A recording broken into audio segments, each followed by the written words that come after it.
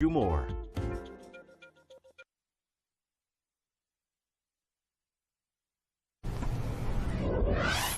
A man disrupts a night of fun and turns it into the deadliest mass shooting in America's history. 50 people dead, over 50 others still hurt after a mass shooting at Pulse Nightclub. Coming up, more about the victims, plus what you can do if you can't get in touch with family. When he would get in his tempers, he would express hate toward things. And we're hearing from the ex-wife of the shooter. Hear what other chilling things she had to say. Our live team coverage of the shooting starts right now. From News 13, the latest on the day's top stories, county by county coverage, and weather on the ones. This is your evening news weather now. Hello, I'm Marla Weech. It is a very sad day here in Orlando as we remember those who lost their lives this morning. We have team coverage across the city covering every angle of this horrific incident. The city is showing support right now for the victims. Here is a live look at the Orlando Eye, all lit up LGBT colors, standing with the victims. Now let's check in with Mallory Nichols, who's covering all things weather for you right now. Thanks, guys. And we did have a quiet start to the day, but a few showers and storms not too long ago, although the radar is back to being quiet, even though it's still on the warm side this evening. A check of our temperatures across Central Florida. We are in the 70s, pretty much area-wide, 78 in Orlando, 80 still for Melbourne, 77 in Sanford. We have dropped down our coolest spot, Ocala, at 73. I got a lot of rain a little while ago with one of the storms that moved through. Now, check of some of our headlines here heading into Monday. We'll keep that possibility for afternoon storms to start out our work weekend. Really that chance sticking around for the next few days. We're going to be staying in the low 90s all this week, so no break from the heat, and that high humidity will be sticking around. We'll talk more on what to expect for your Monday, all coming up at 11 past the hour here on your Weather on the Ones. We continue our terror in Orlando coverage tonight. The worst mass shooting in United States history, and it happened south of downtown Orlando at Pulse Nightclub. We have been following the story since it began early this morning at that shooting. Here's what we know right now. Law enforcement officials say Omar Mateen, the man who killed 50 people and injured more than 50 others at Pulse Nightclub south of downtown Orlando, was investigated by the FBI twice. Agents interviewed Mateen in 2013 and 2014 after he made inflammatory comments to coworkers alleging possible ties to terrorists. However, those cases were closed. Again, 50 people dead, 53 others injured. Police are slowly releasing those victims' names, and at this point we do know Edward Sotomayor Jr., Stanley Almodovar III, Luis Omar Ocasio-Capo, Juan Ramon Guerrero, Eric Ivan Ortiz Rivera, and Peter Gonzalez Cruz were all killed.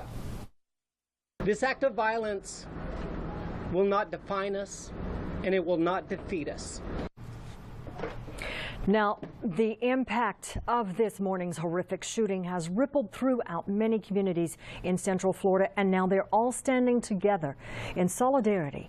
News 13's Julie Gargata is live from the spot where the shooting took place. And Julie, you were at a press conference this afternoon where so many organizations spoke out. Yes, so many organizations, Marla. They gathered at the center, which specializes in LGBT outreach and education, and amid tears and many hugs, the message was quite simple, just like the messages right here. Hope and love trumps hate. I woke up at 4 a.m. to the sounds of helicopters.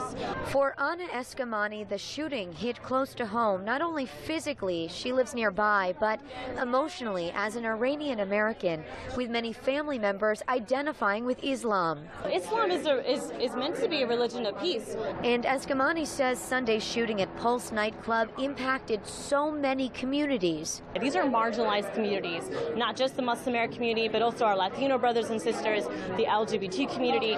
We are all brought together by this fact that we are always targeted. We know that what terror is designed to do, and we will not let it happen to this community. Eskamani, who works with Planned Parenthood and other community groups, came together Sunday at the center on Mills Avenue. We're sad, but we're not afraid. Sharing hugs, resources. We are here to provide support. Zebra Coalition has opened up a brand new hotline. And resolve. We will stand together against all phobias. Transphobia, homophobia, Islamophobia. This is who Central Florida is as a people. And later coming together once again for a vigil at an Orlando church.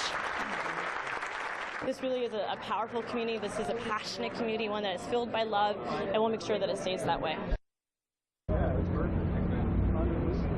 You know, earlier today, Quality Florida launched a GoFundMe page, which they assert will go directly to the victims' families. And we've been checking in with it all day. It just reached just over $1 million. Reporting live in Orlando, Julie Gargata, News 13. Thank you, Julie. And the number for the added Zebra Coalition Crisis Prevention Line mentioned in Julie's story is listed on our website, mynews13.com. That is where you will find a list of community resources, from counseling to blood bank information. Continuing our coverage now of the largest mass shooting in the United States history. It's just hard to even say those words. News 13's Bailey Myers joins us now live from the Beardall Senior Center here in Orlando, where families of possible victims are coming together. She joins us now live. So Bailey, what are we learning about those victims? Well, right now, many family members who are here at the Beardall Senior Center right now, they're inside waiting to hear about their family members. But Marla, they still don't know if their family members are dead or alive. There are still hundreds of family members who have questions. They don't know where their loved ones are. They know they were at the club. They've been notified that they were involved in the shooting. But so far, no information as to whether or not they're being treated, if they're dead, if they're alive, if their bodies were found in the remains of that shooting at that nightclub. So still a lot of questions here. We spoke to many of the family members earlier today, and they told us they're just simply devastated by how this has all played out. Not only have they been devastated by the news, but now they're devastated to wait. It's this prolonged, lingering wait time. Obviously, law enforcement, the city of Orlando, they're doing the best they can, obviously, in this horribly tragic situation. But the family members are devastated, and really this tragedy is being prolonged for them. The longer they wait to hear, is my loved one dead or alive, it's torturous for them. And we'll have more details about that coming up tonight live at 11. So I'll have more details about that. Marla? Thank you, Bailey. 10:07 right now, investigators have zeroed in on a Fort Pierce apartment, and one man, Omar Mateen, the one who lived there before the mass shooting and being killed by police. News 13's Greg Pallone is at the apartment complex with more. And Greg, you're seeing some activity. What's going on right now at this point? Joel, just in the last matter of minutes, we've seen a very large contingent of FBI agents, even more so that have been here throughout the day, converge here at this apartment complex. I'm going to step to the side. You can see them over there in the corner of the parking lot. They have equipment, they have personnel, they have all types of resources here ready to conduct the search inside this apartment. That is where the suspected shooter lived. They're going to be looking for clues as to why he took the life of so many at the Orlando nightclub, and we are learning more about the man behind this tragic mass shooting. This area around South 17th Street in Fort Pierce is blocked off, filled with federal, state, and local investigators searching Omar Mateen's apartment, looking for weapons or any sign of why he decided to open fire at Orlando's Pulse Nightclub early Sunday morning. Somebody could have, that knew or heard or knew what he was doing, could have had a conversation with him. That's the goal for investigators, who are urging anyone who knew him or what he may have been planning to come forward. If anyone has information concerning anything about this incident, you can report it to the FBI tip line. Meantime, we now know more about New York native Mateen's past, whose family is from Afghanistan. He graduated in 2006 from nearby Indian River State College with an Associate of Science in Criminal Justice. He held a firearms license since 2011 and was licensed as a private security officer in the state of Florida. His ex-wife spoke with reporters and said Mateen beat her while they were married. He was known by the FBI and even interviewed by agents a couple of times over the past 3 years. Well, with this latest round of investigators of the FBI arriving on the scene, no word on when the scene at this apartment complex will wrap up. Some 20 residents at one point are still evacuated from their homes. There could be more, even more at this juncture. Now, just a reminder that FBI tip line mentioned by the sheriff is 754-703-2000. So with the lights set up here, it appears that these agents are in it for the long haul throughout the overnight hours as this search of the apartment continues. Reporting live in Fort Pierce, Greg Pallone, News 13.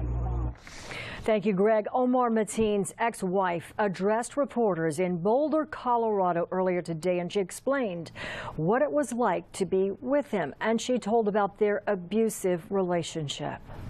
When he would get in his tempers, he would express hate toward things, toward everything. So in that respect, you know, yeah. But it was at the moments when you would see his emotional instability and turning totally different.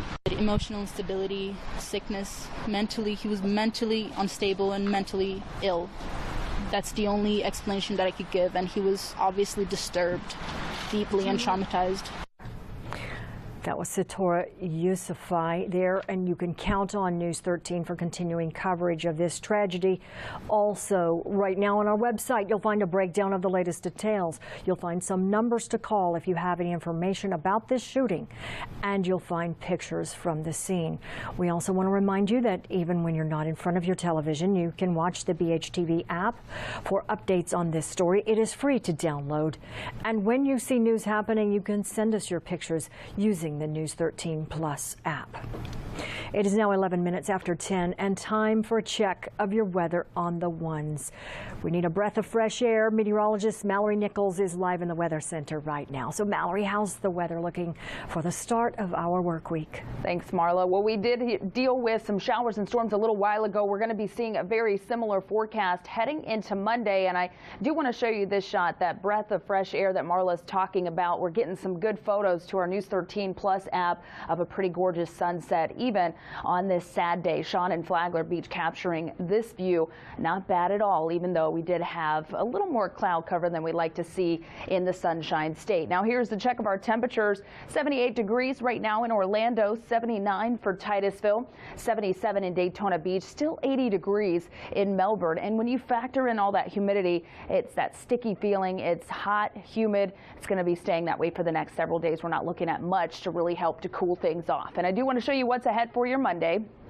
We'll start this at about 5 a.m. Temperatures in the morning in the mid-70s. We'll clear away a little bit of that cloud cover, so starting out with partly sunny skies.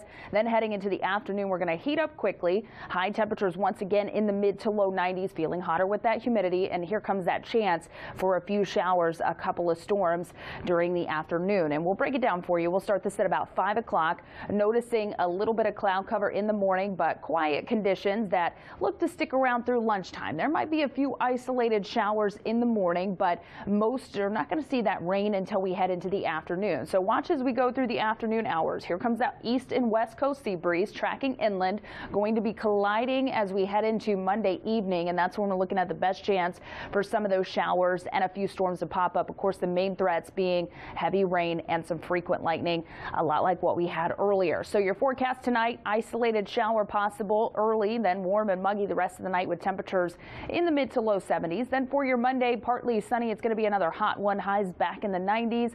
Looking at a chance for those scattered showers and storms, mainly during the afternoon. A check of your extended forecast all coming up at 21 past the hour.